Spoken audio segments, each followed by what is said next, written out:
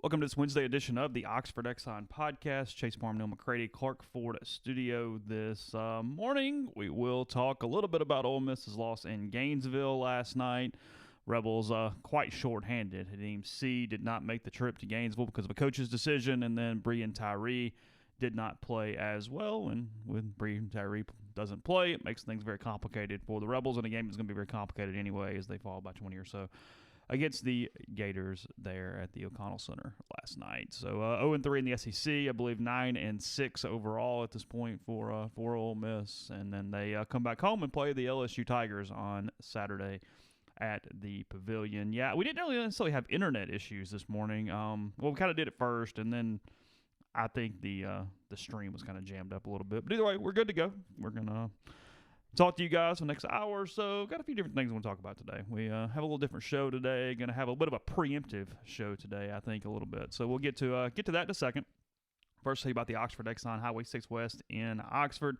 Daiquiris, lunch specials, ribs. You know the drill by now. $4.99 for the lunch specials, two-side bread, 32-ounce drink there if you're so inclined. The Oxford Crystal next door. Your ticket to the basketball game is a coupon, $150 off a sack full or a steamer pack there with the Oxford Crystal. And if you're in the Saltillo area this week, getting started, that thing is opening up as well. If you need a job, holler at them. DM Oxford Exxon, Oxford Crystal on Twitter, and they'll take care of you if you're in that area. And again, coming to you from the Clark Ford Studio. We are Clark Ford's in Amory, Mississippi. 662-257-1900 is the number. Call it. Ask for Corey Clark. Tell Corey what Ford product you're looking for. He'll send you a quote within 15 minutes in business hours, right to the bottom line. No hassle, no haggle. You get your quote, and the rest is up to you. What I would recommend that you do is you get your quote and go ahead and get started on getting your Clark Ford. You'll love the product. You'll absolutely love the service after the sale. Corey and the people there want to be your truck guy. They want to be your car guy, and they will prove it to you once you make that call. 662-257-1900. Don't forget, guests will join us on the Rafters Music and Food Hotline. Rafters Music and Food be a great place Saturday when you're coming in for Ole Miss and LSU. Be a great place to pregame. Game's not until 8 o'clock. Be a great place to watch other games on all their screens all over Rafters. And then on Sunday, before you head out of town, you ought to enjoy the Rafters Bluegrass Sunday Brunch. Be $3 mimosas, $5 famous Bloody Marys. Brunch starts at 10:45 each Sunday, and then Sunday afternoon, Sunday night, be a great place to watch the AFC and NFC championship games there at Rafters Music and Food on the Square in Oxford. So, basketball, we're going to knock that out of the way because I don't really know how long we'll go. Got some other stuff to talk about as well. But just overall, what were your thoughts from last night? I don't know. Not a lot of thoughts. They're not particularly good right now. That's obvious. Tyree got hurt. That's unfortunate. It did make them run some offense. Bryce Williams came back probably a little earlier than they intended for him to come back, and thought he played okay. Thought Blake Henson and KJ Buffin took some responsibility last night, which is something they had to do to avoid complete and total embarrassment. It's something they've got to continue now. They've got to start demanding that Tyree move the basketball. I think internally this group's got to sit down with each other and look each other in the eye and say, how bad are we going to let this be? How bad are we going to let this get? Sammy Hunter right now is a freshman. It's not fair to say this, but I'll say it anyway. He doesn't look like an SEC player. Carlos Curry doesn't look like an SEC player in any capacity. I think Crowley's got still has a chance to be a really good player. He's got to get significantly bigger and stronger, but he did some things last night that were okay. I think Franco Miller on the defensive end is playing better than he's getting credit for, in large part because his offensive game is just non-existent. That's about it. Florida did what Florida needed to do to get a win and kind of blew the thing open early in the second half, and at that point it was, frankly, I had to force myself to watch it to its conclusion. Well, I mean, You know, I thought about doing 10 observations, and I said to myself, if I'm being honest, I don't have 10 observations. What else happened in the league? I'm repairing something real quick, so while I'm doing that, what else happened in the league last night? Ooh, that's a good question. I know that Mississippi State blew out Missouri. They did? Yeah. Missouri apparently was just awful, and there weren't many people there. Yet I don't think Conzo Martin's on the hot seat, even though some Missouri fans want him to be. So it's a good win for State to go on the road and get a win. Anytime you go on the road and get a win, it's a win on the road. I think there's some games tonight. I know Arkansas plays Vanderbilt. I don't even know who else plays. I can pull it up. This is a thrilling podcast, but I think Ole Miss's issue is just going to be, like I said, I think some guys have to sit down and look each other in the eye here soon. Not coaches, players, and say how far are we willing to let this go? Because the offense does look better. Scores last night, Florida beat Ole Miss, as we know. LSU went to Texas A&M, won in overtime, 89-85, and LSU 4-0 in the league. Tells you a lot about A&M though. They're playing everybody tight. And then Mississippi State beats Missouri 72-45. The schedule tonight in the SEC is, I hate the SEC site the way it's done. Kentucky is at South Carolina, that game on the SEC Network. Tennessee is at Georgia on ESPNU. Vanderbilt at Arkansas on the SEC Network. And Auburn is at Alabama, that game on ESPN2 at 8. I guess it's 8. Maybe it's 9. Awfully late to start a game. 9 I wouldn't think Central. 9. I would think it's 8. Yeah. If that's the case, then Kentucky and South Carolina is a 5:30 Central. Tennessee at Georgia is a 6 o'clock game. Vanderbilt at Arkansas is at 7:30, and Auburn at Alabama is at 8. Heard zero final update on Freddie Roach's situation with the New York Giants. Nothing. You any different there? No, I've asked. I've been. The answer, both in text and voice form, sounds a little like this. Not getting much, is what you're saying? Not getting anything. It'll play out. I promise. Yeah. At some point, there will be 10 assistant coaches. At some point. I assume. I mean, I guess. All right. The following is not a complaint. It is not. I will never, ever, ever, ever, ever, never, never, ever complain about access. I know other people are complaining about access. They're complaining on a weekly, if not daily basis. I will never, ever, ever, ever complain about access. That being said, when people say, well, can you confirm this or can you confirm that? Right now, there's no one over there to confirm anything through. And so the answer to a lot of questions is I don't know. I got a couple just random things, but where do you want to go now? What do you want to do? Do those later? You want to talk some baseball now? We can do whatever, however you want to do it. So individual drills start for Ole Miss baseball today. Teamwork starts. I think the first inter-squad is January 25th. Team stuff, maybe a week from Friday, something like that, the 24th. And I was talking to a couple people yesterday, just kind of getting organized a little bit, trying to figure out some baseball coverage stuff. Frankly, trying to figure out what I normally do a pretty big thing the week of opening, the week of opening day, and was trying to figure out what that was going to be a little bit. I've got some ideas. What's opening February 14th? Yeah, Valentine's afternoon is its first very game against romantic. Louisville. It is very romantic. Yeah. It's good. Swayze Field in like 48 degrees. It's gives it's you wonderful. an excuse not to have to do one of those silly dinners or whatever for a Hallmark day. Hey, I got it right. Those set menus I'm griping about already. Yeah, of course. Louisville's in town. What are you talking about? Gotta go see Dan, hang out. Yeah. Point being,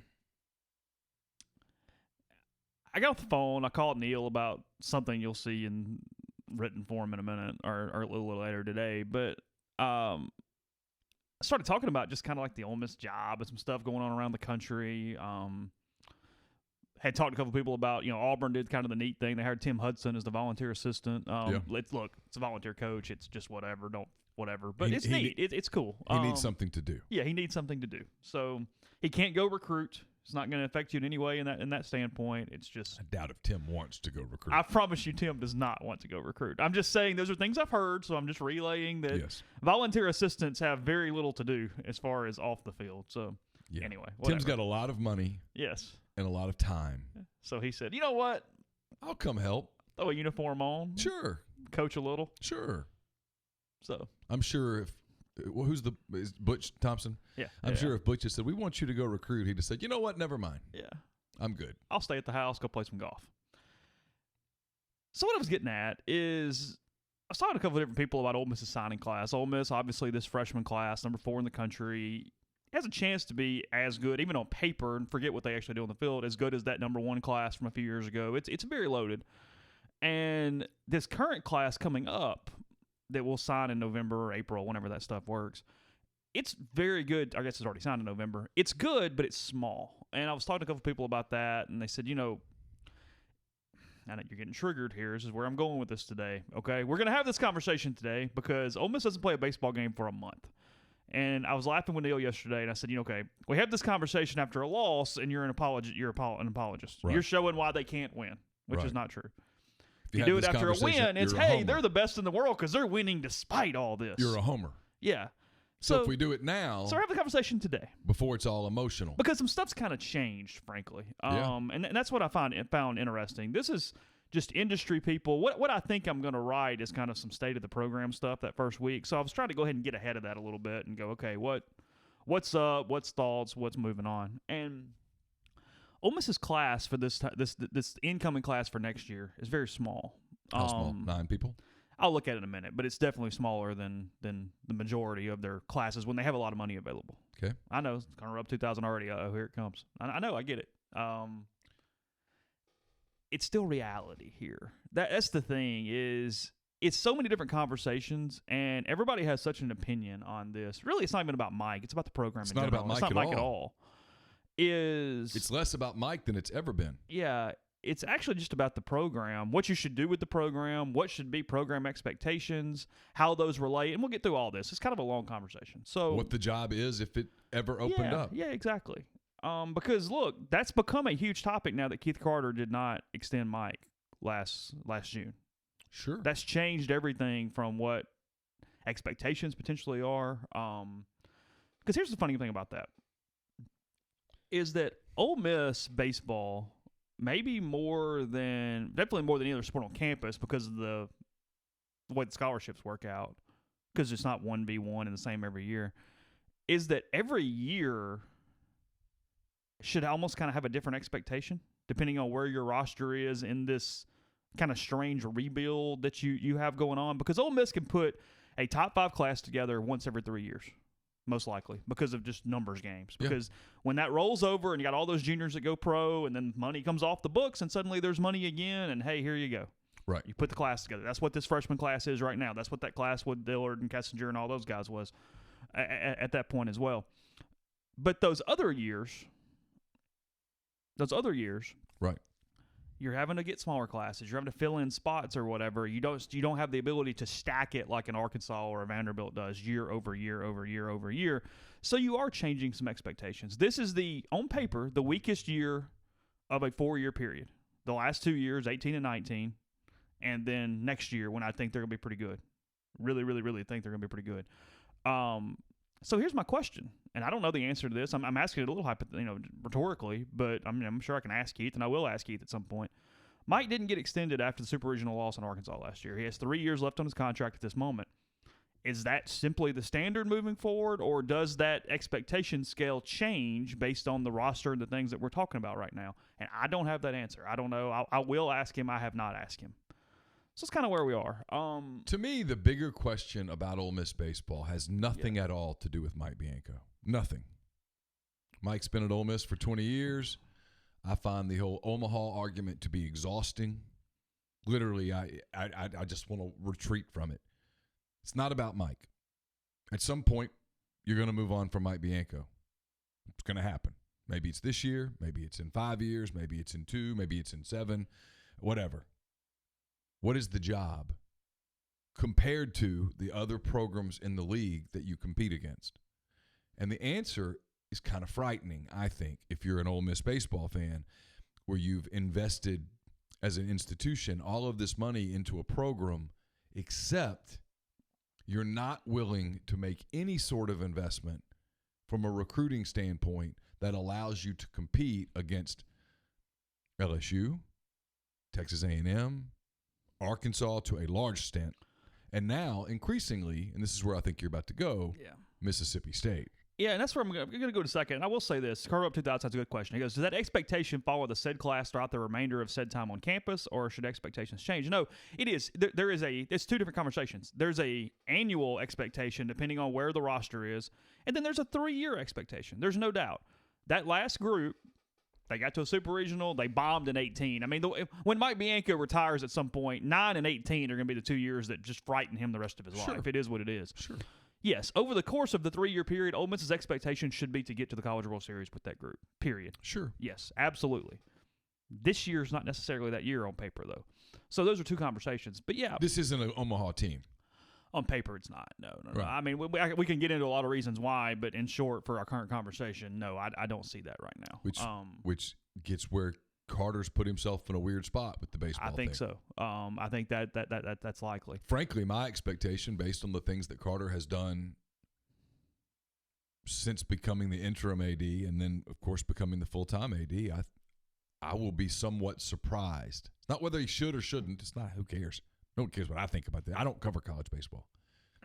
I will be surprised just based on what's happened if they don't, frankly, if they don't host a regional and then subsequently don't get to Omaha. I will be surprised if they don't make a change in the baseball program. And I'm reading from the live stream as we're talking. Chet, you have a right point, but it's not as simple. He goes, recruiting the top 10% nationally isn't competitive. Come on, guys. Once you overcome the limitations, you can't use the limitations as an excuse. This isn't about Mike. This is not about winning. This is not the conversation I'm having. But people are tone deaf to it, man. I'm not saying that. They are so locked in on 1 in 20 years that you cannot have the conversation. It's why I dread this time of year. Dread it. Yeah, this is not about Mike. This is not about I dread it whatsoever. This is about the job you have at any point. That's what I'm saying. Let's and it's pretend becoming that Mike more Bianco complicated. picks up the. Let's do this on this hypothetical. Mike Bianco resigns today. He steps up and says, That's "You know good. what? Huh? Yeah, that's Let's do it. Let's do that." Mike Bianco says, "You know what? My health is whatever, or I kind of feel like doing something different. I want to travel Europe. I don't know. I'm stepping down at the end of this season. I'm coaching this season. At the end of this season, I'm walking away." What is the job at that point? Because here's the belief among Ole Miss people, in my opinion. You guys feel free to shoot me down. Y'all are out there. You can tell me I'm wrong. There's this belief that it's going to be this super attractive national job. Mike's making 1.2-ish, 1.25-ish, something like that. They're going to believe that Mike's gone. That Mike's out. Mike just announced that he's leaving. He's going on a European vacation for 2 years. Getting out. Going to do something. Going to spend more time with his family. Going to go watch his boys. I don't know. Whatever the case may be in this hypothetical. What is the job?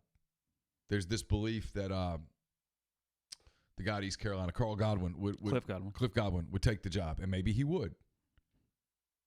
There's this belief that, if Mike stepped down the right way, that the guy at Virginia would take the job, which is silly because he would. I mean, Louisville, McDonald would take it. He's not going to take it.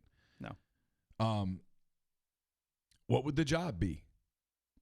I anticipate, based on what I've heard, that Texas A&M is probably going to have an opening at the end of this season. Which of those two jobs would be more attractive in the industry, A&M or Ole Miss? The scholarship situation at Ole Miss, when that's what you have to compete against, Ole Miss is not as good of a job in the industry as Arkansas because of the scholarship situation. Arkansas doesn't have to pick one out of every 3 years. They can sort of do it every year. It's a top 20 national job. Okay. There's no doubt about that. But what is it in the league? In the league, LSU, South Carolina, Georgia, Florida, Vanderbilt, Texas A&M, Mississippi State. off the top of my head. Are all better jobs. Yeah, so 8th, 7th, 8th. So it's not a top half in your league job. No. That makes it very difficult. It's 8, I think. In your division, it's the 5th best job.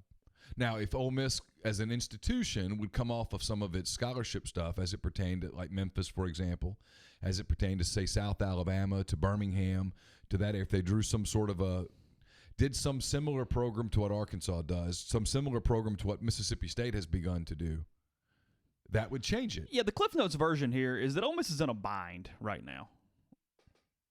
It's maximized except for winning. Now, look, again, yes, the job is better than one College World Series in 20 years, period. Yes, there's no doubt in my mind. Is it? Yes. If you're 5th in your division? Because you're recruiting well enough to get there. If other teams nationally can get there with the same recruiting class as you are, you can get there too. Right. You can't go to this many super regionals over 20 years, lose them all, and then go, yeah, the expectations what it is. But let's compare. That's not fair either. Let's compare Ole Miss's roster to Arkansas's roster last year. Which roster was deeper? Which roster had more room for error? Which roster had more flexibility? The answer to all three of those is Arkansas. Yeah.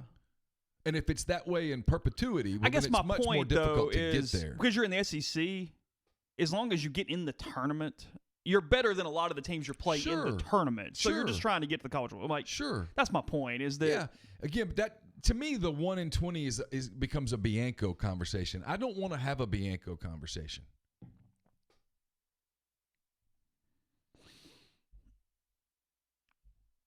So, I guess what struck me, and where we're going here, is I feel like it's getting worse. We've always known about the lottery scholarships. We've always known about those things. Arkansas, for a while, and I wrote about this 5 years ago or 6 years ago. I mean, Neal knows better than anybody right now. They've always done this bordering states thing, where if you have certain grades and you're in a state that borders Arkansas, and again, do some math, that's a lot of freaking states. It is Tennessee, Mississippi, Louisiana, Texas, Kansas, Missouri, Oklahoma, Tennessee, Texas, and Missouri. Yes. It's a pretty big group of states. And it starts at, and they've even lowered it now because it's so effective in increasing their enrollment.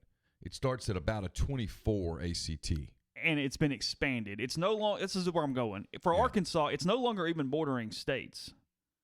It's basically the whole freaking country. It's the rest of the country, basically. And instead of you can get up to 90% out-of-state tuition, you can get up to 80% out-of-state tuition. But the scholarship, the ACT requirements and such are essentially the SAT, ACT is essentially the same as the kids in the bordering states because it's worked for them.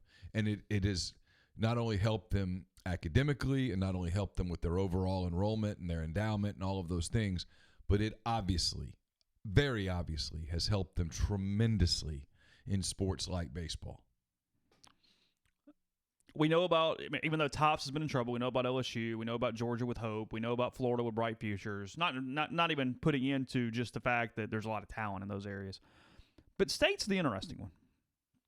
State's the one that Ole Miss recruits in state with, the one it's most compared to, the one that for years I've always put kind of in the same category. We said, hey, there's these 6-7 schools that are better just from a fundamental resources standpoint, and then Ole Miss and State, you figure it out. You figure out how you want to place them.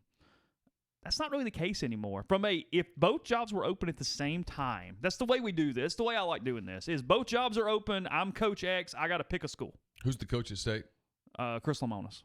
Lemonis says, you know what? Who I would have hired at Ole Miss 5 years ago. I got to lose some weight. I'm going on a diet. I got to get healthy. I'm stepping down.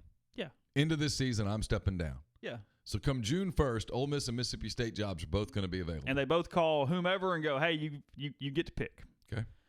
State, because of the way their university works, and this is where people got to hang with me a little bit, is in baseball. Let me do a quick little recap for new people that haven't been listening to me. I'm basically the Ron Polk of college baseball writers. A college baseball team gets 35 players on the roster. They get 27 scholarship players, and every scholarship player has to have at least 25% of a scholarship. Okay? Everybody with me? All right. 11.7 for the whole team. That's it, 11.7. So 11.7 scholarships for 27 players each year. They can be funded, though, elsewhere through these lottery scholarships, through these things we're talking about, through any academic program the university offers that's available to everybody. That's the catch. It can't just be available to athletes. It has to be available to everybody. Arkansas, with us bordering states, that's not athletes, that's everybody, but athletics obviously get to benefit from that.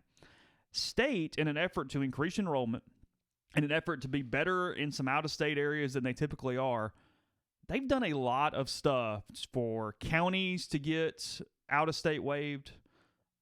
Frankly, they've done a good job, and I don't know exactly how it works, that they've been able to kind of do a case-by-case basis on a lot of kids and find them academic money that fits within the profile here. Ole Miss, to the university's credit for a lot of years, even though right now they've got some enrollment issues, they have said, no, as a student base wide, we're going to charge full out-of-state tuition. We're not going to give a lot of these kind of things. We're going to say by the books. We're not going to give a lot of the relief here that the other schools are giving university-wide. And look, I'm not saying you make a university decision based off baseball by any stretch of the imagination, but Ole Miss, frankly, right now could follow suit of a lot of these people from an overall enrollment standpoint. Let's not kid ourselves. So if you're Ole Miss, this is the problem, is that, again, Ole Miss used to not have an incentive. I would argue they have an incentive now from an enrollment standpoint. I would too. But I mean, we can all kid ourselves about it, but their enrollment has dropped. But this fact, compared to what everyone else is doing, is hurting the program. I'm going to be kind of careful with identifiers here because this could be kind of weird. An SEC school, or Ole Miss have been recruiting a pitcher. Long time. Frankly, the only SEC school owned this kid for a long time. Mm-hmm. In football, it would have been done. In basketball, it would have been done. Didn't have any money left. Was going to have to get him to walk on. It is what it is. That happens in baseball a lot. But you're out of money. Another SEC school doesn't look at the kid, doesn't go see him, doesn't do anything. Just finds out he exists and that Ole Miss is recruiting him. Calls him, offers him, and has enough money available through some academic stuff, through what we're talking about, to get essentially 60% of his scholarship paid for. At that point, no matter what work you've done ahead of time, you're done. Yeah. If the family can't just fit the bill and it doesn't matter, and there's not a huge percentage that can do that, it's over right there. Of course. And it was over right there. The kid committed and signed with the other school. I mean, for most families, it's a financial decision.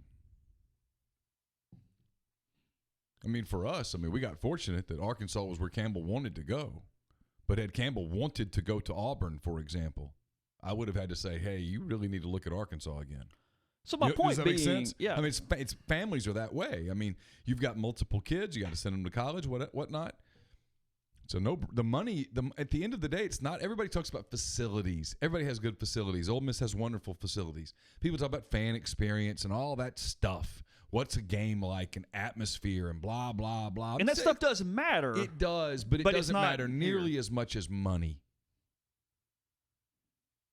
Yeah, money makes this whole thing run in some way. So here's where I'm getting to this. Frankly, this is the Cliff Notes version and the thesis statement. Is that you shouldn't operate out of fear. Do what you want to do with the program. Have at it. Yeah. Mike's not been perfect. No, Mike should have been to Omaha more than one time in 20 years. Sure. Frankly, I think given the results, and this is a whole other conversation because I understand what Ross was trying to do at the time, and it just worked out in a really weird way. Mike's overpaid, if you want to be honest. From an Ole Miss budget standpoint, what the results have been. Now, you think the coaching position is overpaid? That's my point, yeah. It's not even about Mike. Well, except for they operate in the black and they sell out season tickets. So from a strictly money standpoint, he pays for himself. Right. I'm talking about results. It depends how you want to do it. I mean, Pete Boone would look at the books and go, hey, we're in the black, baby. We're good. It's okay. I'm paying him. He is doing exactly what he should do because he's filling the stadium. He's hosting regionals. He's bringing money back in. It's all great. But in our hypothetical, and you're the AD, in our hypothetical, and Mike comes to you and says, at the end of the year, I'm stepping down. I want to do whatever. I would not pay the next guy the same salary. You're paying the next guy about half of that, right? Maybe 2/3 of that. It's going up. You no longer can pay $400,000 or something. I would look for a coach, barring a couple different things, and we're not having the hey, if you fire Mike, who you hire, because I'm not giving that away right now. I have some names, but I'm not playing that game. Yeah, I would, in theory, if I'm not trying to go chase a Dan McDonnell and think I have a chance, or one of those kind of things. Yeah. If you're trying to get the next Chris Lemonis. That's good. That's a good example. Mm-hmm. 750. Yeah. Ish. Yeah. Something like that. A little more than half. That's where I would play. So I'm telling you, it's getting harder. I'm telling that you better have when a change does happen, better get the right guy. It is a harder hire than any other sport on campus, in my opinion. I think it's a harder sport. I mean, you can get a better coach than Mike Bianco. You can, sure. They're out there. He's not the best coach in the world. Sure. If you get a little bit of a worse one, or if you find worse recruiters than Clement and Lafferty, who have done a hell of a job putting this thing together, because it is a huge equation you got to figure out every year. I'm just saying that you're Alabama with a big stadium, and that's probably hyperbolic to some extent, but from a strictly scholarship standpoint, that's kind of where you are, is my point. Yeah. We're kind of having this. I mean, again, because we're going to have these Mike discussions throughout the year, because at some point with this schedule, they're going to lose some in a row, guys. Like, this schedule sucks. I've told you what I think's coming. I mean, it sucks. I think the schedule's brutal. I think they're going to have a hard time getting to 15-15 in the league, which means they're not hosting. And I think at the end of the season, unless they make some sort of a run to get to Omaha, I suspect that there's going to be change. All of the tea leaves point toward change.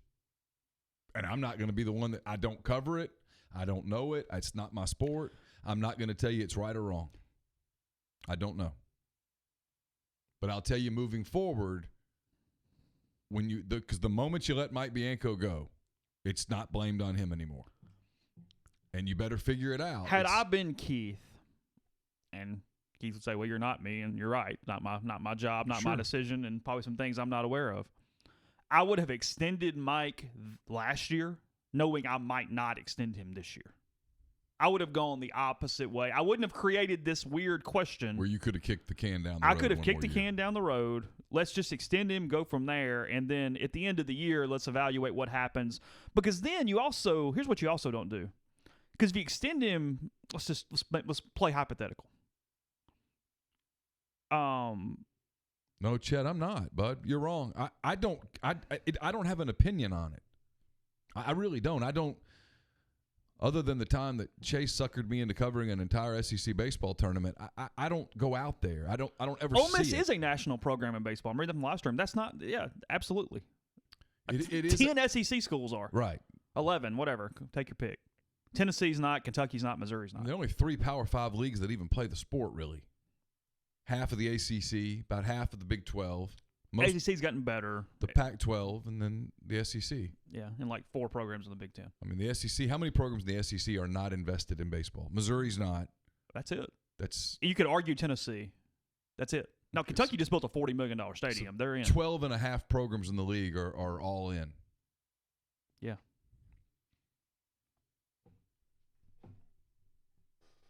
Including Vanderbilt, which has 25 scholarships. Arkansas operates at about 19 to 20 scholarships. And now Mississippi State's beginning to get into that 16 to 17 scholarship range with what they do. And if you're stuck at 11.7, there's no way that you can view that as advantageous. No. They're in a weird spot.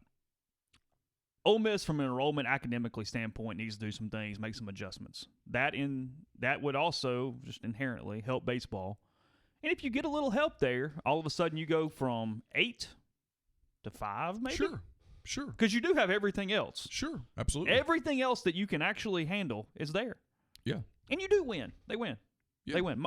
Mike has never gone worse than 13 and 17 in the SEC. And that's not even about Mike. That's about what the program should be. That's what the program is. Sure. But I think that with the decision, it is creating a year of strange. And then Keith has this deal, too, where let's say they go 15-15 in the league. They're a 2 seed, and they finish second in a regional, just for the heck of it. I don't know, whatever. If he doesn't extend him again, then kind of like 14, and I know the next live chat's going to be, well, it worked because they went to Omaha. I get it. Then Mike's coaching next year, potentially, if you didn't fire him, if you just didn't extend him, knowing that this is the last year if something doesn't happen, and then you're putting this weird extra layer on next year's thing as well. when they are really good. I mean, I think they're a top 5 team next year. Nikhazy's a junior. Hoagland's a junior. Diamond's a sophomore. You got a lot of bats back. There's a lot of stuff there. That team's good.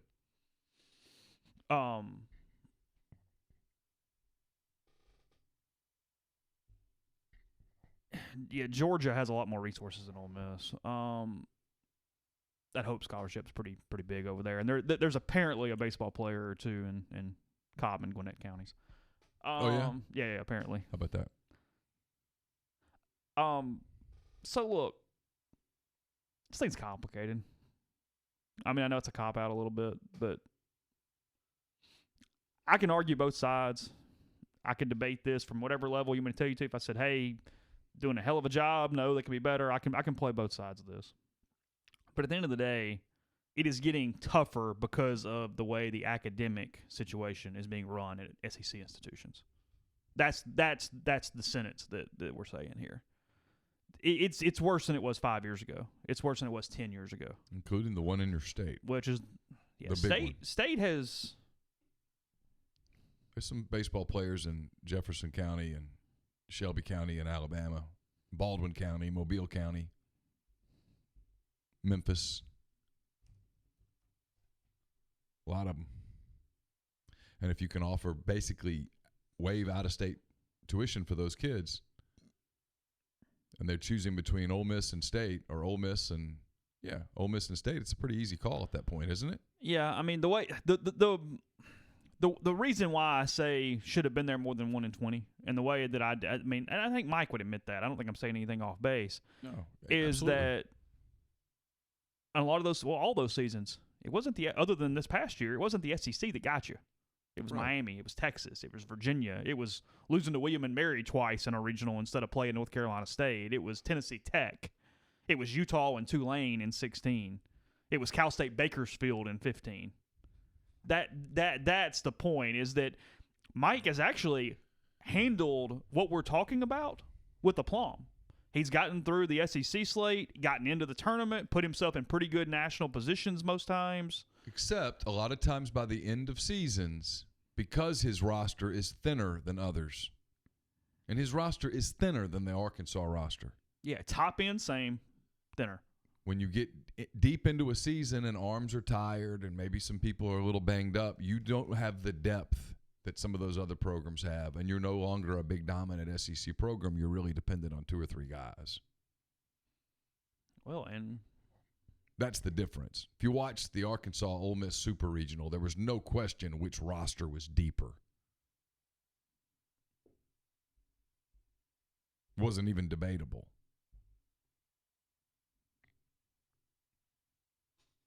Yeah, I mean, Ole Miss in this class coming in for next year, they have 2 top 100 kids, 2 or 3 more kids in the top 200, and then I don't know this information. There's no way for me to get this information. What I'm assuming is a lot of walk-ons after that, just judging by their rank and kind of where they're from and kind of how I would phrase it.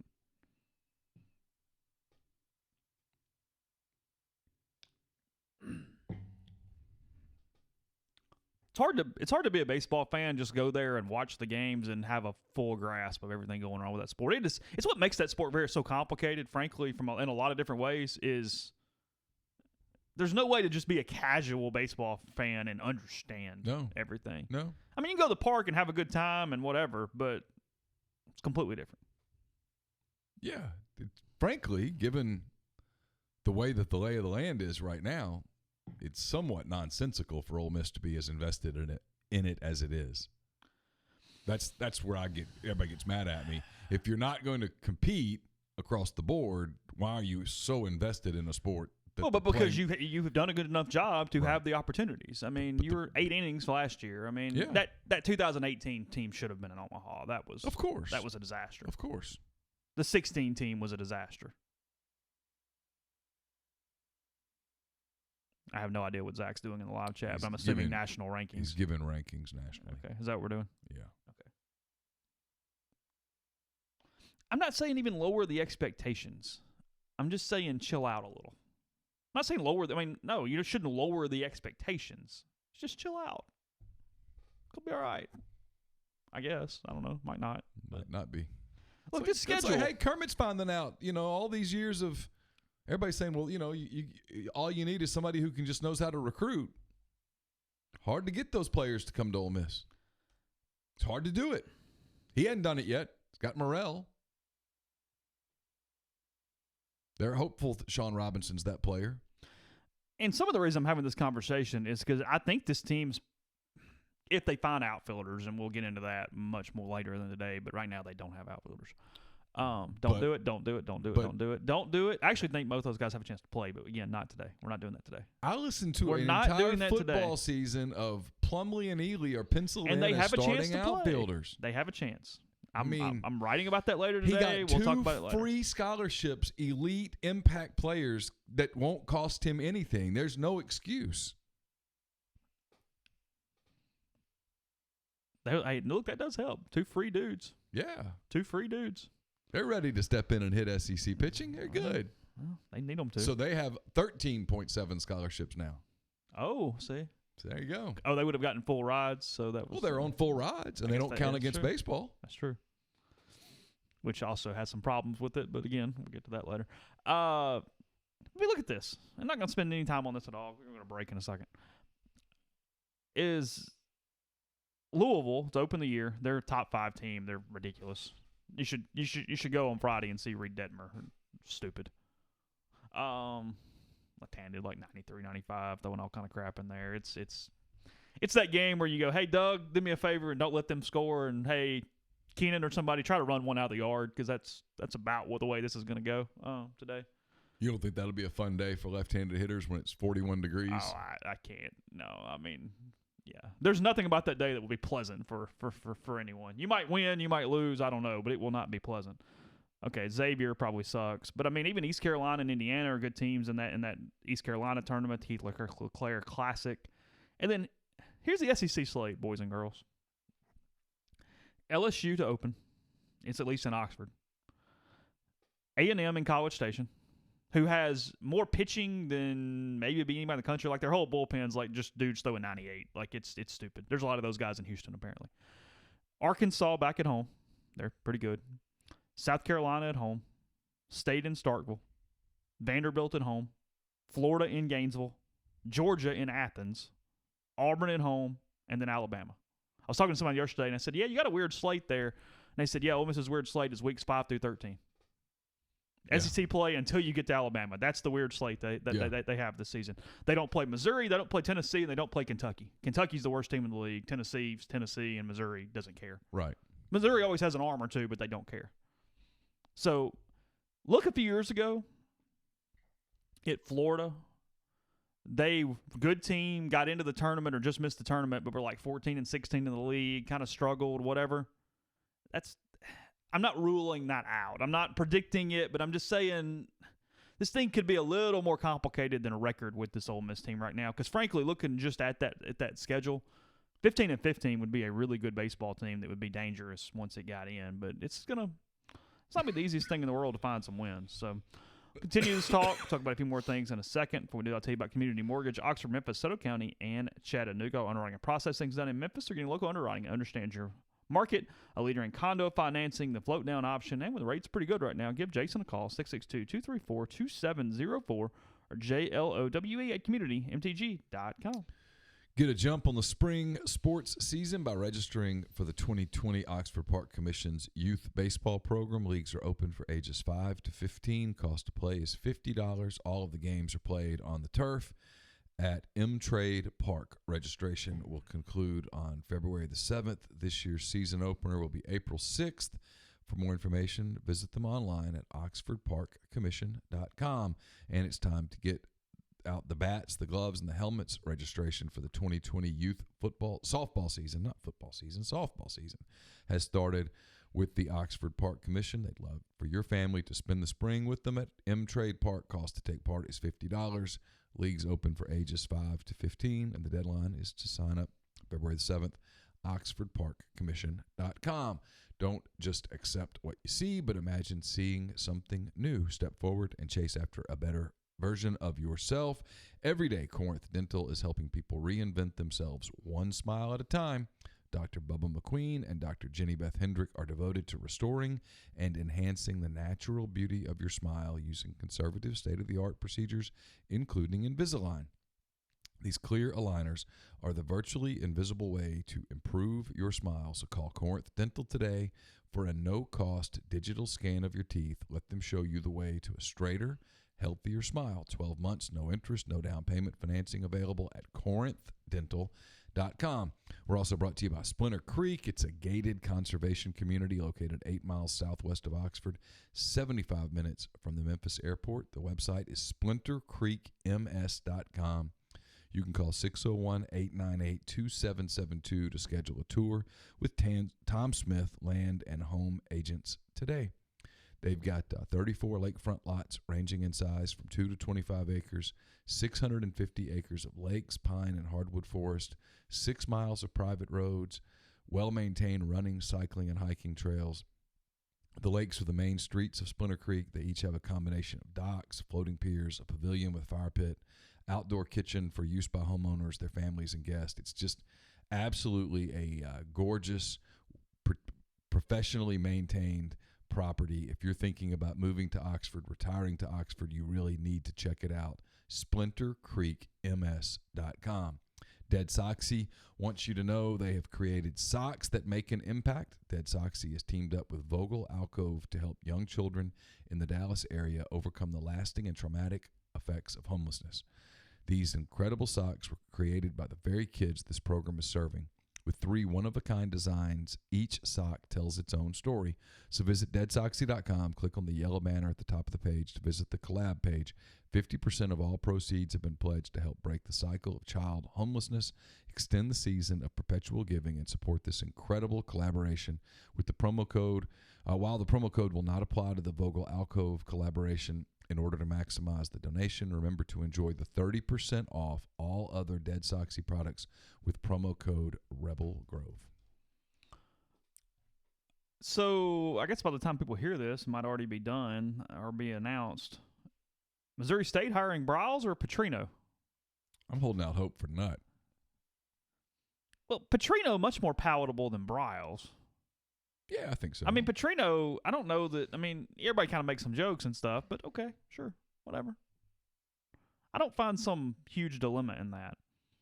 Briles, a little different deal. How about the deal at Penn State? Because let's be serious here. Somebody's lying. There is no in between. Either the kid is lying or James Franklin is lying. There is no in between. It's pass-fail. It's Bobby Petrino, by the way. Sorry. Oh, is it? Yeah. Good for him. Says, update, Bobby Petrino is the new head coach, is reading from Bruce Feldman. Is the new head coach at FCS Missouri State. Hopefully for this program, they'll have some Scott Satterfield-type guy waiting in the wings to pump some life back into the place after Petrino guts it. It's Feldman's comment. Feels personal. That did feel personal, didn't it? It did. That did feel a little personal. I don't know what the background is there. I don't know what happened, but I think Bruce had a little edge there as he was typing that. He will not be welcome to Missouri State for any embeds, if you will, the next season. I was trying to open a thread on Reddit. Is Reddit down? I don't know. I never do Reddit. Well, I don't either. I was looking for a Jeopardy thing because Ken Jennings did claim the greatest of all time tournament last night. Sorry, spoilers for anybody who had that DVR'd, but that doesn't really work in today's world. Petrino's fine. I'm sure. Missouri State's a crap program trying to do something different. Okay, fine, whatever. I understand why their AD did that. I do. Whatever. It's all good. Did you have something there? You seemed like you were going into a topic. No, I'm more interested in the Penn State topic. Okay. Go ahead. If it's true that players make jokes about hazing kids and doing some of the sexual stuff that they did to players, and Penn State knew about it and did nothing, even when players used terms like, I'm going to Sandusky you. You have to completely clean house in the program. Do you mean to read the paragraphs or not? Yes. You mean to read them? Former Penn State player Isaiah Humphries has alleged that Coach James Franklin ignored violent sexual hazing on the Nittany Lions football team, which included some players telling underclassmen, quote, "I'm going to Sandusky." A lawsuit was filed on behalf of Humphries in the U.S. Middle District Court against Penn State, Franklin, and defensive tackle Damian Barber. It also identifies linebackers Micah Parsons and Jesse Lakita and defensive end Yatur Gross Matos as leaders of the hazing efforts. The complaint includes graphic details of perpetrators exposing their genitals on and near the faces and bodies of victims. Among other things, perpetrators are alleged to have wrestled victims to the ground and made humping actions while on top of them, stolen victims' clothes, and placed their genitalia on victims while in the team showers. Reading there from... So let's be perfectly clear. If those accusations are false, it's one thing. Of course. If those accusations are true and you're Penn State, you must clean house. Oh. That is not tolerable. Done. And Yeah, it's one everybody. or the other. There's no, well, kind of, sort of. What they kind of did was, nope. It either happened and everyone must go, or it didn't happen. One or the other. Is that fair? Yeah. No, I mean, look, that would be fair at any institution in the country. Yes. Especially Penn State. But especially at Penn State, Yeah. where in the very building where Jerry Sandusky raped little boys. Yeah, I'm not minimizing it compared to other schools. I'm just saying, yes. Yes. 100%. But in the very building where Jerry Sandusky raped little boys, you cannot have that behavior. It can't happen. Who you believe? Oh, I believe the kid. Yeah, I do too, until the reason not to. I want an investigation. I want it to play out, but yes, that's where I'm at right now. Yes. Because if you're James Franklin and this is, and so you covered up the Vanderbilt thing, and now this is happening at Penn State, and you just turn a blind eye to it, it's over. It's got to be over. It has to be over. You can't have this kind of thing happening. This is not boys will be boys, freshman hazing. No.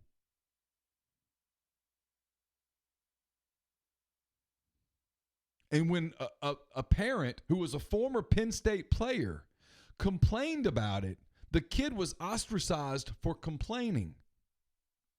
He was sexually assaulted. And when he turned that in, allegedly,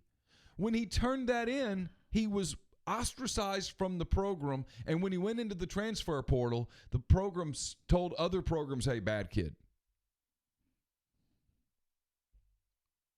Reporting that you've been sexually harassed or sexually assaulted does not make you a bad person.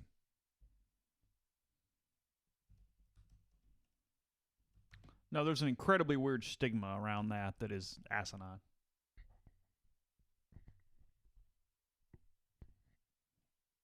Follows him everywhere he goes. Well, it's at least fair to ask, is it a culture issue? It's not only fair, it must be asked. And if the answer is yes, then you have to completely change the culture. Can't happen. It can't happen anywhere. If I'm ever a coach, I'm walking in, football, baseball, anything, I'm saying there's a zero tolerance on hazing. Zero tolerance. And putting your genitalia in someone's face, unwanted, is not hazing. That's sexual assault. It's not hazing. It's not boys will be boys. It's not funny.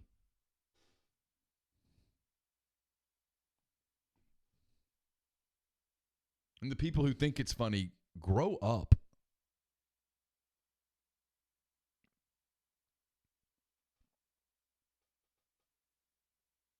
How long does this take for something? Like, how do you feel like this plays out chronologically?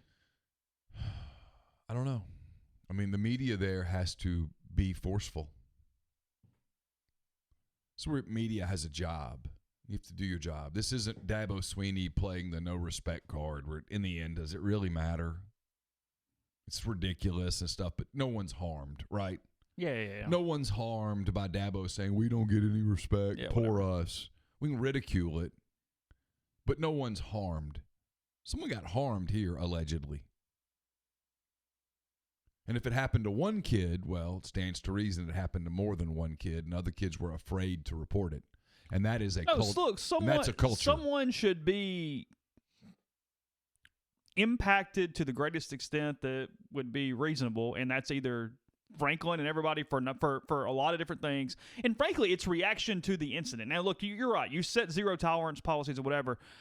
I do think sometimes it'd be very complicated to completely eliminate some of those things from happening. But as soon as you found out, you've got to just kill it as hard as humanly possible. Of course. And then the other side is if it is a lie, those people should be absolutely to whatever extent there is. Absolutely.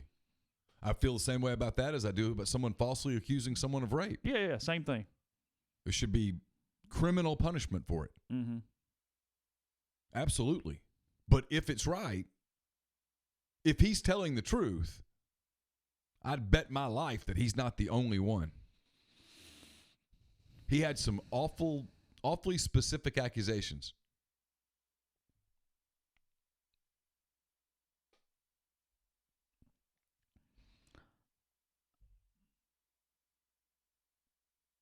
We'll get columns on this today, right? I would hope. I would think. Yeah, me too. He's a weird dude, Franklin. Oh. A bad dude. A bad person. I'll say it. No, allegedly bad person. I would never let my son play for him.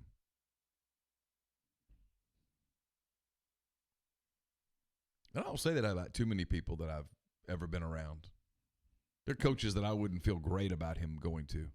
But if you're a parent, this is a recruiting cycle. If you're a parent, you want the answer to this before you let your kid go play at Penn State. Because if he can go play at Penn State, he can play at a lot of other places too.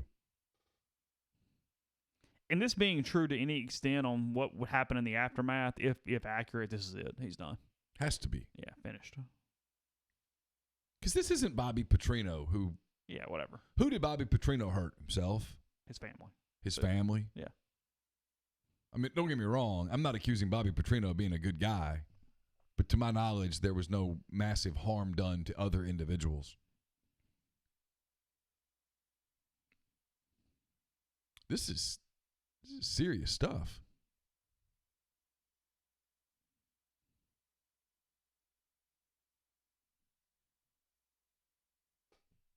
Yeah, I'm with John here. He says I've never been part of one that guys felt comfortable enough to expose themselves and stuff. That's just like, I know people do these fraternity stories and stuff. Man, I'd be so far out of a fraternity if somebody did that crap to me. And I'm not a fraternity type. I was in one, hated it. It wasn't for me. But the whole hazing people thing is weird. I don't get how that creates any team building. I mean, it's now when like in Major League Baseball where they make the rookies dress up like Cinderella and stuff for a road trip. That's funny. But to my knowledge, no one's being assaulted in those settings. That's funny. And there's 20 of you. Somebody's dressed up as Little Bo Peep and stuff like that. It's funny. Walking through an airport where it's obvious that, hey, we're just having fun. Somebody's SpongeBob or something. Trick-or-treating, essentially. Yes, there's a tame way to do this. Yeah. A tame way to do it. Being held down on a floor while someone rubs his genitalia all over come on.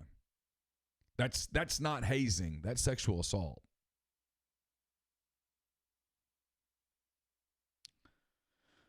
No great segue out of this conversation. We'll continue to follow it. We'll continue to talk about it.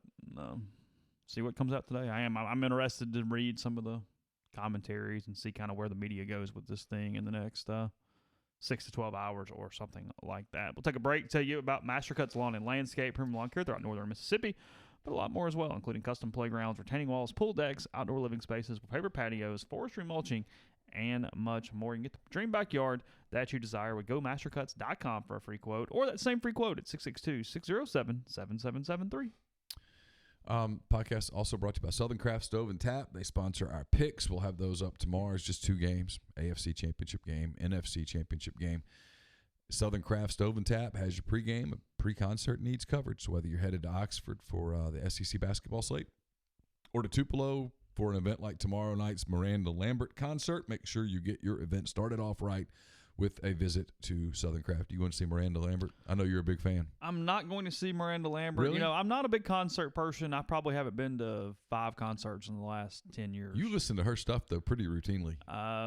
If you can find any music that I listen to pretty routinely, you've done a hell of a job. I will. I'll give you that. It's conveniently located off Highway 7 and Sisk Avenue in Oxford, and 205 East Troy Street in Tupelo. Southern Craft has all your Southern favorites ready to serve your hungry needs. Or drop in and enjoy a curated cocktail, one of their many craft beers on tap. Don't forget to ask about their banquet room for private dining or to have all of your favorites catered for any occasion, from office to private event. It's now available in both locations at Southern Craft Stove and Tap. Podcast also brought to you by Nest and Wild. Sleep better with a Nest and Wild mattress. It's a Mississippi-based mattress company making a high-quality mattress delivered right to your door. They make buying a new mattress easy. Each one is 1 foot thick, giving you the comfort and support that will last. From the twin size to the California King, every Nest and Wild mattress is 1 foot thick, American-made. The pricing is fantastic. It's even better with the podcast discount. It's a no-risk decision. Nest and Wild believes in their product so much that they are offering a 99-night trial on every mattress. So try it out. Sleep on it for 99 nights, and if you don't like it, you can return it. Nestandwild.com. Order your mattress. Use the podcast code REBEL20 and get 20% off your purchase. Your mattress will arrive at your door in 3 to 5 days. Podcast also brought to you by Pinnacle Trust. Pinnacle Trust based in Madison, Mississippi. They've got clients in multiple states, advisors in several states as well.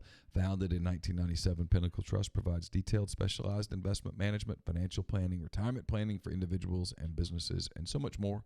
They treat investing like a commodity, and decisions are made using objective information and research, not emotions. So regardless of your level of wealth, Pinnacle Trust will sit down with you, listen to your goals, study your expenses, and put forth a comprehensive detailed financial and retirement plan built just for you. Cookie cutter financial planners don't do that. They put you in a box. Pinnacle Trust builds a box just for you. Mention that you heard about Pinnacle Trust on the podcast. You'll get 10% off your first year's fee. Go to pintrust.com. Just kind of reading here. I have no idea who College Baseball Nation is. So this is not about where they have people ranked, but just from an Ole Miss scheduling standpoint. Judging by this poll, Ole Miss plays 19 games this season against the top 10 in their poll. It's a lot. It's almost half the schedule against the top 10 of the country. Also have 3, 6, 7, 10 more games against the top 22 or so there too. So, yeah, basically 30 games against the top 22 in the country. And they have Florida way underranked. They've got Florida at number 17. Florida's a top 5 team this year. You think Florida might be the best team in the league? I think Florida has a chance to be the best team in the league, yes. I mean, look, Vanderbilt's Vanderbilt and has Kumar Rocker on Friday night. So the little engine that could. It's still plugging away. Amazing. I think Arkansas is good. I think it might be a little highly ranked. Losing Isaiah Campbell's a big deal. I think A&M's going to be – I think A&M's going to be good, but it's going to be a weird year at A&M because I think Childress knows he has to really win big, or Ross is going to be running a coaching search here pretty soon. So I'm curious about them a little bit. Georgia at 6 is interesting. State's got some questions, but I do like their team. They're at 8. They actually have Ole Miss at 12. That's too high right now. There's just not enough proof of that. Shows you they guys get a lot of respect around the country, but we'll see. Again, there's some offensive issues and some outfield stuff that I kind of want to see before I'm able to put a beat on that a little bit. So Luke Kuechly retired at 28 years old last night, the linebacker for the Carolina Panthers. Very similar to Patrick Willis. Mm-hmm. Not shocked. It's today's NFL. I mean, you've got your money. Yeah. People that cover that team say that he is taking care of his money from day one. And if that's the case, walk away while you still have all your faculties. The whole CTE thing has to terrify a current player. Right? Doesn't have to. Yeah. You've got your money. You've played 6, 7, 8 years in the league. Played 8 years? Panthers? Hell of a player. 2, 3, 4, 5, 6. Yeah, probably 8. Yeah. That's a guess. Good for him. Has his health. I remember watching the Panthers last game of the year. They were playing the Saints in Charlotte. Mm-hmm. and the Panthers had put in some other players to, I guess, get some time. And Kuechly had a look on his face, kind of had a faraway look, and I wondered. This is it. I wonder if he was thinking about it at that point. Probably so. Not running through it because yesterday, if you do the first one, I'll read that one. Pat Forty has a top 25 out for next season as well. There's nothing crazy in it at all. That's overly interesting. Joe Brady leaves the as Memphis at 17. That feels high in football. Yeah. It feels high. Feels like a stretch. Okay, go ahead. Yeah, Brady to the Carolina Panthers, offensive coordinator, and gets to hire his own staff at 30. Is he 30? Is that what it is? Yeah, maybe he'll be 31 when the season starts. Okay, but yeah. Look, Neil and I laughed about this yesterday when it happened. This is a no-brainer. You're back at the NFL as the offensive coordinator. You just won the Heisman, the Blitnikoff, the Broyles Award, everything else you could win, national title. There was nowhere to go but down. And you're offered your stock. Yeah. Get back to the NFL, and then dude will be an NFL head coach at 34. I laughed on Saturday. People asked him about, staying at LSU, and it's like, what do you all expect him to say in this moment? 48 hours before the title. Yeah, well, guys, I might leave. I might leave on Tuesday. I don't know. What's he going to say? I'm going to celebrate tonight. I'm going to get up. I'm going to get back to Baton Rouge, and I'm going to take the job with the Carolina Panthers. Yeah. He knew he was taking that job. That's why when he did the contract extension, LSU wanted to protect themselves from losing to another college. From like Nick Saban coming in and going, I tell you what, we'll give you $4 million to be our offensive coordinator. Yeah. Where he goes, so money? LSU said the only way you leave us is to become a coordinator at the NFL level or to be a head coach in college. Right. No, they did the right package. And LSU protected itself, knowing full well that, hey, we're probably not going to get this guy. He actually will still be 30 when the season kicks off in the NFL. He turns 31 on September 23rd. Good day to be him. Oh. And guess what else he doesn't have to do now? Recruit. He doesn't have to call 16-year-old boys Friday morning. Never. He just goes in, watches some film, puts some ball plays together, and moves on with his day. He gets to go be football. Yeah, that's it. Get real tight with whomever the quarterback is going to be in Carolina moving forward. He's got to be part of a decision-making process on Cam Newton. Mm-hmm. And right, quite frankly, Cam's going to have to get humble a little bit, or else they're going to move on. Feels like it's time. No, it's definitely time. It's time. But there's no 16-year-old boy in wherever, Spring, Texas or something you got to call. It was one of the Saints writers, I missed which one, and all the Saints fans losing their mind on him. They make a good point, though. Teddy would be a good fit with Carolina right now. Yeah. He's been with New Orleans, understands a lot of what Brady's going to do scheme-wise. Yeah. Makes a lot of sense. It's a lot of sense there. He's going to have some choices. Who, Teddy? Yeah. Oh, yeah. He's all good. I mean, there's a segment of the Saints fan base that goes, just hand him the keys. They're not going to. He handled, was it 2 years? Really well. It was 2 years, but this year was the one that. But he was really a good citizen, never complained. Oh. Was Drew Brees' biggest cheerleader, learned a lot, rode his bike to the Superdome. Yeah. Good citizen. Going to get rewarded. I like Teddy Bridgewater a lot. Oh, he's about to make some coin. Sure, and I'm happy for him. I like, for some some reason, he'll I really get a like 3-4 year deal. Yeah, it's all going to work out. Came back from that terrible injury. Catastrophic injury where he I remember watching the video when he just fell. Couldn't feel his leg. Yeah. Had to be terrifying. Can you imagine? 1 minute you're the starting quarterback of the Minnesota Vikings, about to be an NFL star. And it takes a lot for me to like Louisville people. So I mean, I like Teddy. It had to get there. And the next minute you're laying there and you don't know whether your leg's going to be amputated. That's a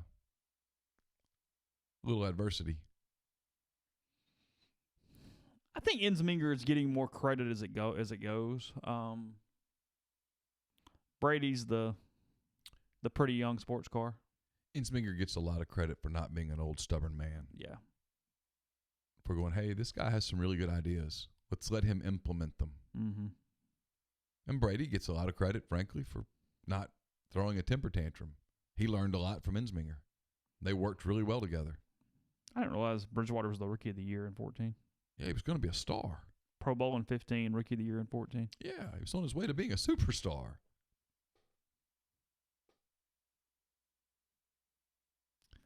4-star prospect out of high school. I'll tell you this: if Dave Aranda leaves, I don't know whether he's leaving or not. I mean, there's rumors about him and Baylor and stuff. Looks like Fuente though is number 1 choice there. Yeah, whether he takes it or not remains to be seen. But boy, if Aranda leaves, it does sort of feel like LSU made a deal with the devil, and the devil paid in full, and it's time. Hey. Everybody's moving on. I mean, that debt's paid. The devil just wrote a check. Here you go. Done. Yeah. Here's your title. Yeah. Here's your Heisman. Peace. Yeah, I'm out. That feeling you get when you make the last car payment, done. I'm trying to find some coaching search stuff on Baylor. I'm having a hard time doing that. It's not pristine. It's better. No, it's not pristine. it's just saying. Just keep covering recruiting. Act like it doesn't happen. Chicken Little. Yeah. See no evil. So I mentioned a second ago, it ended at 4 nights. You watched none of the Jeopardy stuff the entire time? I did. I watched a couple of them. Did you? Okay. Yeah, they were great. Campbell and I watched it a couple nights, and she kept saying, "How do they know all of this? How does he know all of this?" I'm like, I don't know. I was legitimately like, it was so dorky of me last night. When it ended, were you watching the end last night? No. So Jennings rolls in game 1. It's 2 games put together. They have total score. They win the match. Jennings comes into last night up 2-1 to 0. Brad Rutter was no shot against these 2 guys. He was up by $30,000 or 30,000 points at the end of game 1. Well, Holzhauer goes on just a run, gets it one because look, whole thing was, and Jennings said this last night. Both those guys, brilliant. Either one could win, depending on the daily doubles. The daily doubles basically decided every match because if you get it, you go crazy and you do whatever. So Holzhauer, as long as he got Final Jeopardy right, had a clinched win last night. And Jennings got it right. But what was interesting was Jennings bet $0 because he couldn't catch him mathematically. So in his mind, just bet 0. Holzhauer's got to at least bet enough where if I get it right, he protects himself against that. And then it comes down, and sure enough, Holzhauer missed the question, and Jennings won 3-1 last night. What was Final Jeopardy? Do you remember? It was a Shakespeare topic, and it was this character or whatever had the most speeches or soliloquies or what do you want to call it of anyone that was never a title character. Oh. Yeah. And I don't remember who either one of them said off the top of my head. But yeah.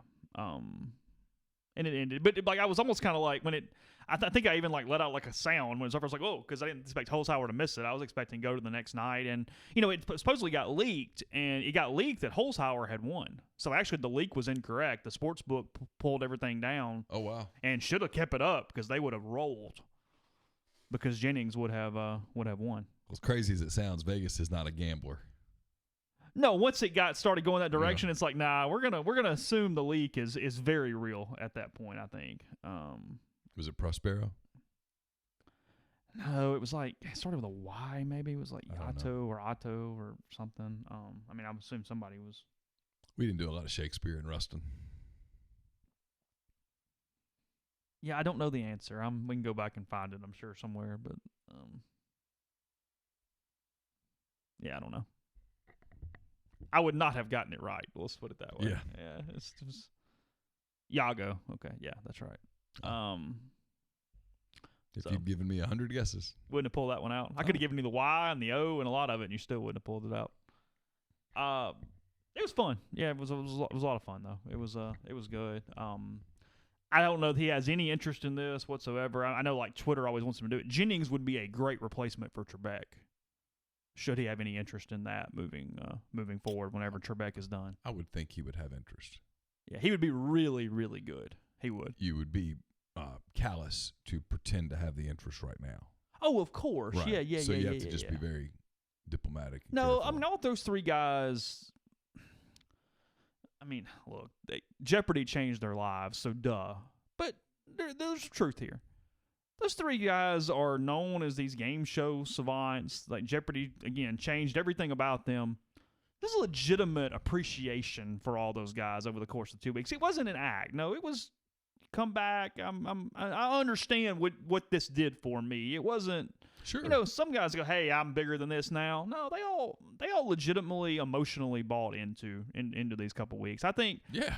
And you got Trebek trying to get through it. I think it was probably pretty tough emotionally for all those guys over the course of a couple weeks. Because by this point they know him well. Yeah. Like I think like Rudder was the first one, but even Jennings, I know he said he had a 17-year-old child now, or son, and I think the child was 2 when he was first on Jeopardy. Wow. So it's been 15 years. But it was fun. Yeah, it was a good idea. It beat pretty much every sporting event over the last month from a numbers standpoint. Really? Oh yeah, it was just huge numbers. They said it has a chance to. I guess it beat Monday Night Football. That's what it beat a couple times or something. What was the rating on the championship game, by the way? Do you know? I have not seen it. College football TV ratings, as we're getting out in a second, but. Yeah, while you pull that up, I'll tell you this podcast also brought to you by John Edwards, Regency Travel Incorporated in Memphis. No matter what trip you're thinking of, going to Florida, the Caribbean, Scotland, Ireland, whatever the case may be, get in touch with John. All you got to do is give John some parameters, give him a budget. He's going to give you a ton of options that you can't and won't find on your own. 901-494-3387 or jedwards@regencytravel.net. First-time clients are going to get $50 off the first book trip just by telling John you heard about Regency Travel on the podcast. We're also brought to you by Grenada Nissan. If you're in the market for a Nissan vehicle, that's the place to go. Complete selection of new and previously owned Nissan vehicles. Gene and Sandy are fantastic. They've been great to us over the years. They'll be great to you as well. It's Grenada Nissan USA.com. Also brought to you by Oxford University Bank, locally owned and operated right here in Oxford. OUB takes the overwhelming majority of the bank's profits and puts it right back into the Oxford community. They give you all the comfort and the home and benefits that the big mega banks provide. But what they do is they also give you Kasasa. With Kasasa, OUB will pay customers 2.5% interest on their balances on their checking account up to $50,000. And with Kasasa, ATM fees nationwide are refunded. To learn more, go to liveoxfordbankoxford.com or call 662-234-6668. OUB is FDIC insured. So local market numbers will be available today. However, the championship game did. I had it right here. Sorry. A little over 25 million viewers. Sorry, that was the main telecast. Total. It peaked at 29.2 million right when LSU took its first lead in the second quarter, and the average was 25.5 million for the game. That is the highest number since Alabama-Georgia. Alabama-Georgia eked it out a little bit, had a little higher number there. The Bachelor fell 11%, having to go head-to-head against it on Monday night. Surprised it didn't fall more than that. Yeah, it was 11%, best I can tell there. That's not terrible, actually. That's actually a pretty good hold for them, considering, because it could be a whole lot worse. I know you're not an MLB dude, but what do you think of Josh Donaldson going to Minnesota, creates a hole at third base for the Atlanta Braves? It does. Supposedly the Cubs are asking for Chris Bryant. Yep.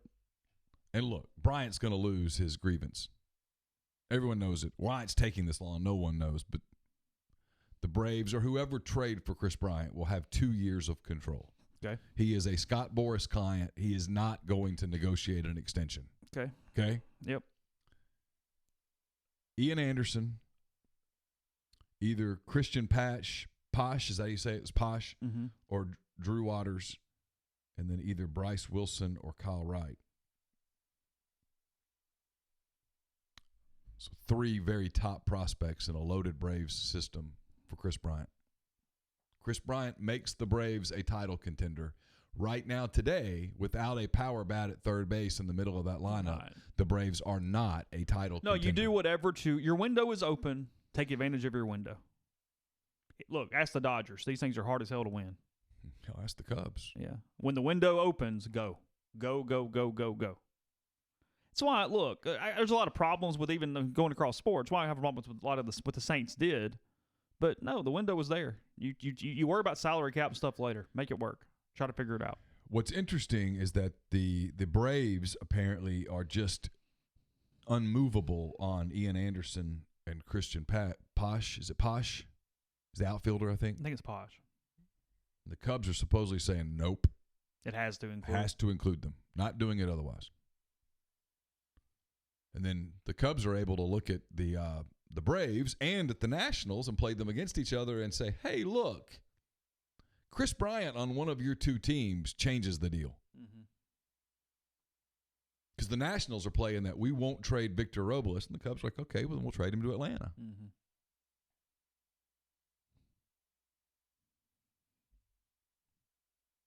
Boston quickly made a change, obviously. Had to. Yeah, I was reading about that.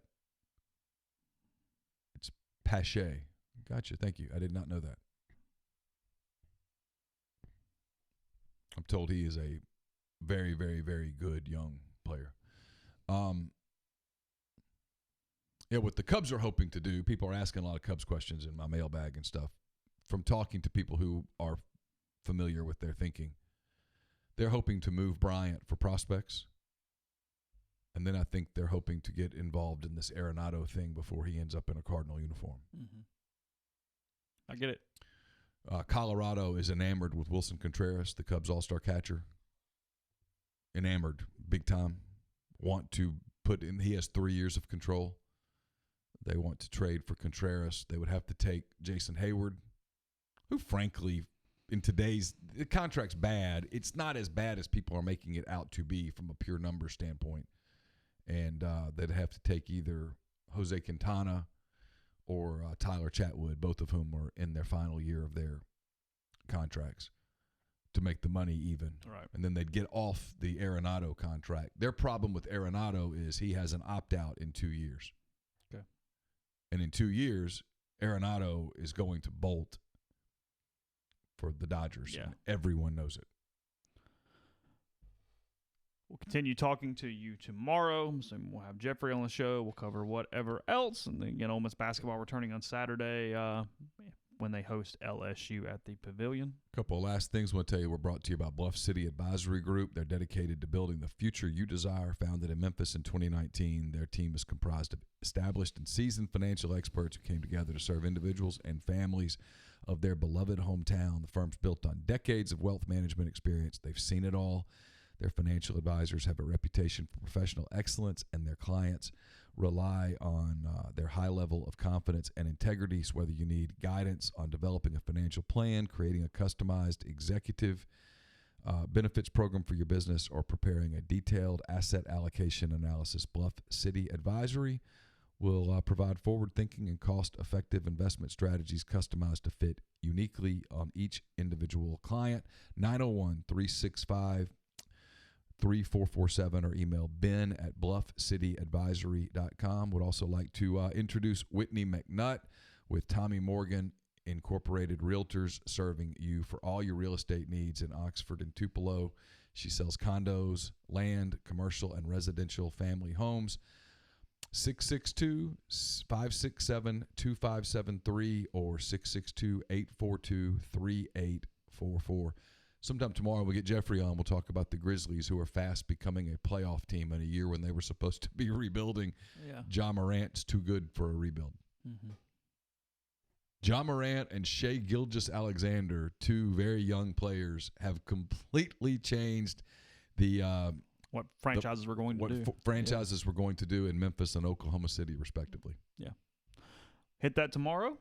Check roundup.com in the meantime, and we will talk to you then.